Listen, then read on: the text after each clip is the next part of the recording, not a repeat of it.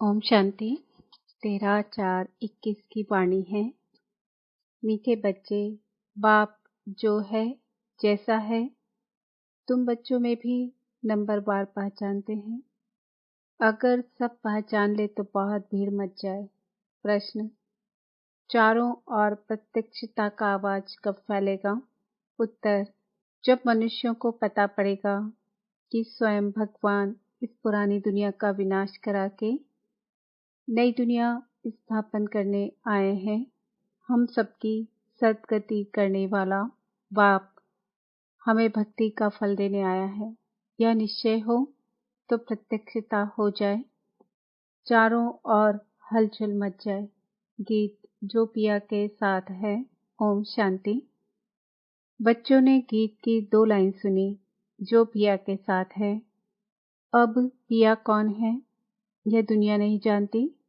भल ढेर बच्चे हैं, उनमें भी बहुत है जो नहीं जानते हैं कि किस प्रकार से बाप को याद करना चाहिए। वह याद करने नहीं आता, घड़ी घड़ी भूल जाते हैं। बाप समझाते हैं, बच्चे अपने को आत्मा समझो, हम बिंदी हैं, बाप ज्ञान का सागर है, उनको ही याद करना है। याद करने की ऐसी प्रैक्टिस पड़ जाए जो निरंतर याद ठहर जाए। पिछाड़ी में यही याद रहे कि हम आत्मा हैं। शरीर तो है, परंतु यह ज्ञान बुद्धि में रखना है कि हम आत्मा हैं। बाप का डायरेक्शन मिला हुआ है। मैं जो हूँ उस रूप में कोई विरला याद करते हैं। देह अभिमान में बच्चे बहुत आ जाते हैं। बाप ने समझाया है, कोई को भी जब तक बाप का परिचय नहीं दिया है तब तक कुछ भी समझ नहीं सकेंगे। पहले तो उन्हों को यह मालूम पड़े कि वह निराकार हमारा बाप गीता का भगवान है, वही सर्व का सद्गति दाता है। वह इस समय सद्गति करने का पाठ बजा रहे हैं। इस पॉइंट में निश्चय बुद्धि हो जाए तो फिर जो भी इतने साधु संत आदि हैं सब 1 सेकंड में आ जाए। भारत में बड़ा हंगामा मच जाए। अभी मालूम पड़ जाए कि ये दुनिया विनाश होने वाली है। इस बात का निश्चय हो जाए तो बंबई से लेकर आबू तक क्यों लग जाए। लेकिन इतना जल्दी कोई को निश्चय नहीं हो सकता। तुम जानते हो विनाश होना है। यह सब घोर निद्रा में सोए ही रह रहे हैं। फिर अंत समय तुम्हारा प्रभाव निकलेगा। मासी का घर नहीं है। जो इस बात में निश्चय हो जाए कि गीता का भगवान परम पिता परमात्मा शिव है, यह प्रसिद्ध हो जाए तो सारे भारत में आवाज हो जाए। अभी तो तुम एक को समझाएंगे तो दूसरा कहेगा तुमको जादू लग गया है। यह झाड़ बहुत धीरे धीरे बढ़ना है। अभी थोड़ा टाइम है, फिर भी पुरुषार्थ करने में हर्जा नहीं है। तुम बड़े बड़े लोगों को समझाते हो, परंतु वे कुछ भी समझते थोड़े ही हैं। बच्चों में भी कई इस नॉलेज को समझते नहीं हैं। बाप की याद नहीं तो वह अवस्था नहीं। बाप जानते हैं निश्चय किसको कहा जाता है। अभी तो कोई 1-2% भी मुश्किल बाप को याद करते हैं। भले यहाँ बैठे हैं, बाप के साथ वह लव नहीं रहता। इसमें लव चाहिए, तकदीर चाहिए। बाप से लव हो तो समझे, हमको कदम कदम श्रीमत पर चलना है। हम विश्व के मालिक बनते हैं। आधा कल्प का देह अभिमान बैठा हुआ है, सो अब देही अभिमानी बनने में बड़ी मेहनत लगती है। अपने को आत्मा समझ मोस्ट पिलपेट बाप को याद करना मासी का घर नहीं है। उनके चेहरे में ही रौनक आ जाए। कन्या शादी करती है, जेवर आदि पहनती है तो चेहरे में एकदम खुशी आ जाती है। परंतु यहाँ तो साजन को याद ही नहीं करते तो वह शक्ल मुरझाई हुई रहती है। बात मत पूछो। कन्या शादी करती है तो चेहरा खुशनुमा हो जाता है। कोई को तो शादी के बाद भी शक्ल मुर्दी जैसी रहती है, किस्म किस्म के होते हैं। कोई तो दूसरे घर में जाकर मूंछ पड़ती है, तो यहाँ भी ऐसे है। बाप को याद करने की मेहनत है। यह गायन अंत का है कि अतीन्द्रिय सुख गोपी वल्लभ के गोप गोपियों से पूछो। अपने को गोप गोपी समझना और निरंतर बाप को याद करना वह अवस्था होनी है। बाप का परिचय सबको देना है।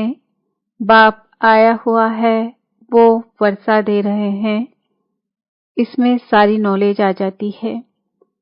लक्ष्मी नारायण ने जब 84 जन्म पूरे किए तब बाप ने अंत में आकर उन्हों को राजयोग सिखाकर राजाई दी। लक्ष्मी नारायण का यह चित्र है नंबर 1।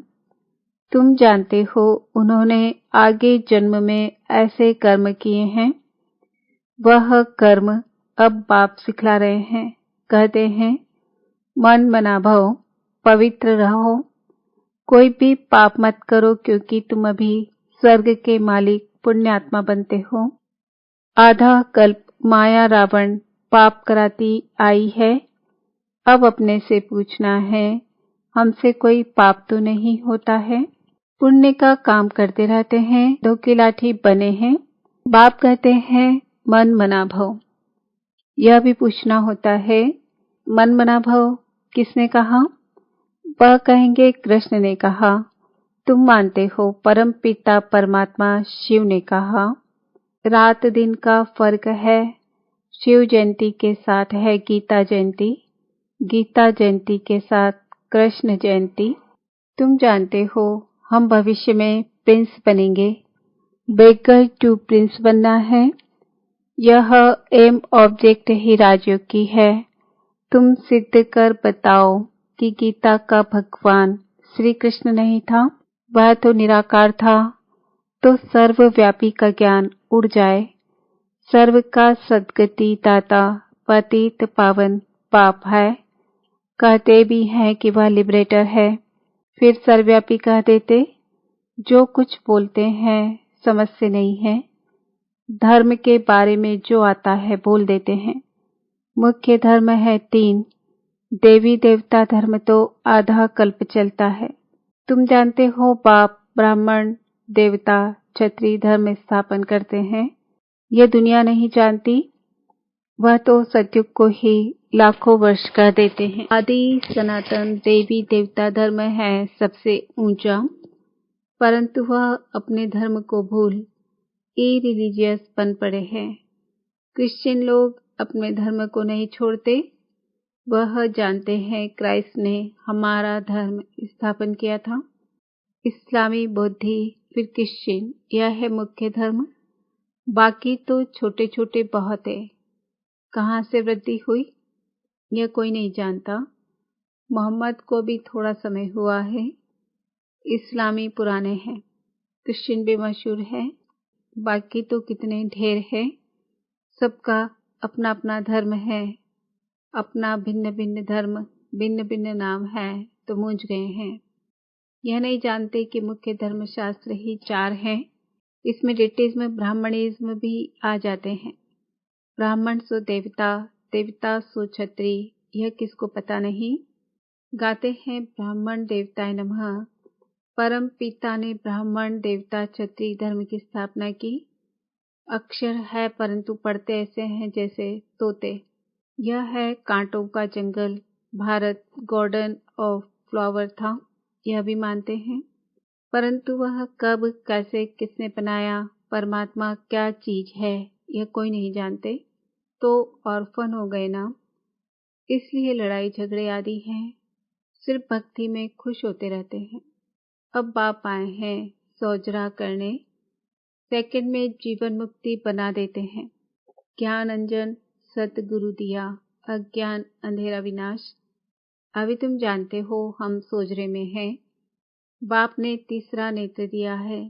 बल देवताओं को तीसरा नेत्र दिखाते हैं, परंतु अर्थ नहीं जानते। वास्तव में तीसरा नेत्र तुमको है, उन्होंने फिर दे दिया है देवताओं को। गीता में ब्राह्मणों की कोई बात नहीं, उसमें तो फिर कौरव पांडवों आदि की लड़ाई, घोड़े गाड़ी आदि लिख दी है। कुछ भी समझ से नहीं। तुम समझाएंगे तो कहेंगे तुम शास्त्रों आदि को नहीं मानते। तुम कह सकते हो हम शास्त्रों को मानते क्यों नहीं हैं, जानते हैं।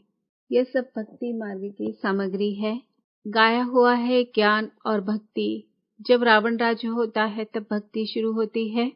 भारतवासी वाम मार्ग में जाकर धर्म भ्रष्ट और कर्म भ्रष्ट बन जाते हैं, इसलिए अब हिंदू कहला दिया है। पतित बन गए हैं। पतित किसने बनाया? रावण ने। रावण को जलाते भी हैं, समझते हैं यह परंपरा से चला आता है, परंतु सतयुग में तो रावण राज्य ही नहीं था। कुछ भी समझते नहीं। माया बिल्कुल ही पत्थर बुद्धि बना देती है। पत्थर से पारस बाप ही बनाते हैं।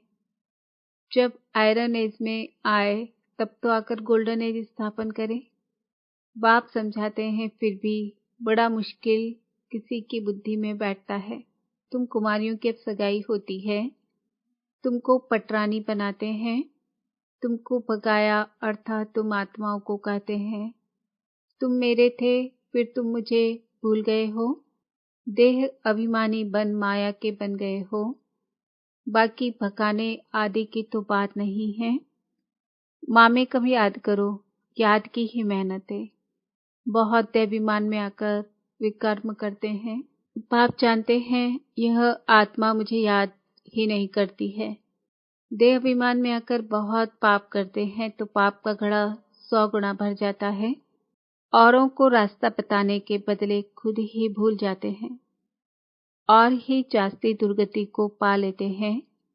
बड़ी ऊंची मंजिल है, चढ़े तो चाखे वैकुंठ रस, गिरे तो चकनाचूर। यह राजाई स्थापन हो रही है, इसमें फर्क देखो कितना पड़ जाता है। कोई तो पढ़कर आसमान में चढ़ जाते हैं, कोई पट में पड़ जाते हैं। बुद्धि डल होती है तो पढ़ नहीं सकते हैं। कोई कोई कहते हैं बाबा हम किसको समझा नहीं सकते हैं। कहता हूँ अच्छा सिर्फ अपने को आत्मा समझो। मुझ बाप को याद करो तो मैं तुमको सुख दूंगा, परंतु याद ही नहीं करते हैं। याद करें तो औरों को याद दिलाते रहें। बाप को याद करें तो पाप नष्ट हो जाए। उनकी याद बिगड़ तुम सुखधाम में जा नहीं सकते हो। 21 जन्मों का वर्षा निराकार बाप से मिल सकता है, बाकी तो सब अल्पकाल का सुख देने वाले हैं। कोई को रिद्धि सिद्धि से बच्चा मिल गया, व आशीर्वाद से लॉटरी मिल गई तो बस विश्वास बैठ जाता है। कोई को 2-4 करोड़ फायदा हो जाएगा, बस बहुत महिमा करेंगे, परंतु वह तो है अल्पकाल के लिए।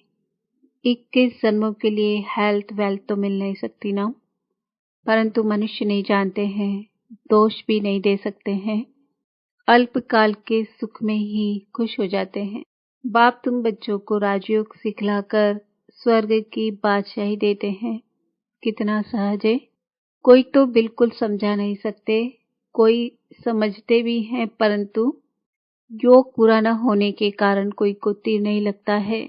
देह अभिमान में आने से कुछ न कुछ पाप होते रहते हैं। योग ही मुख्य है। तुम योग बल से विश्व के मालिक बनते हो। प्राचीन योग भगवान ने सिखाया था, न कि श्री कृष्ण ने। याद की यात्रा बड़ी अच्छी है। तुम ड्रामा देखकर आओ तो बुद्धि में सारा सामने आ जाएगा। कोई को बताने में टाइम लगेगा। यह भी ऐसे है। बीज और झाड़, यह चक्र बड़ा क्लियर है। शांति धाम, सुख धाम, दुख धाम, सेकंड का काम है ना, परंतु याद भी रहना। मुख्य बात है बाप का परिचय। बाप कहते हैं मेरे को याद करने से तुम सब कुछ जान जाएंगे। अच्छा, शिव बाबा तुम बच्चों को याद करते हैं, ब्रह्मा बाबा याद नहीं करते हैं। शिव बाबा जानते हैं हमारे सपूत बच्चे कौन कौन हैं। सर्विसेबल सपूत बच्चों को तो याद करते हैं, ये थोड़े ही किसको याद करेंगे। इनकी आत्मा को तो डायरेक्शन है, माँ में कम याद करो। अच्छा, मीठे मीठे सिक्के लदे बच्चों प्रति मात पिता बाप दादा का याद, प्यार और गुड मॉर्निंग। रूहानी बाप की रूहानी बच्चों को नमस्ते। हम रूहानी बच्चों की रूहानी बाप दादा को याद, प्यार, गुड मॉर्निंग, नमस्ते, ओम शांति। धारणा के लिए मुख्य सार। तकदीरवान बनने के लिए एक बाप से सच्चा सच्चा लव रखना है। लव रखना माना कदम कदम एक की ही श्रीमत पर चलते रहना। रोज पुण्य का काम अवश्य करना है। सबसे बड़ा पुण्य है सबको बाप का परिचय देना, बाप को याद करना और सबको बाप की याद दिलाना। वरदान। स्थूल कार्य करते भी मनसा द्वारा विश्व परिवर्तन की सेवा करने वाले जिम्मेवार आत्मा भव। कोई भी स्थूल कार्य करते सदा यह स्मृति रहे कि मैं विश्व की स्टेज पर विश्व कल्याण की सेवार्थ निमित्त हूँ। मुझे अपनी श्रेष्ठ मनसा द्वारा विश्व परिवर्तन के कार्य की बहुत बड़ी जिम्मेवारी मिली हुई है। इस स्मृति से अलबेलापन समाप्त हो जाएगा और समय भी व्यर्थ जाने से बच जाएगा।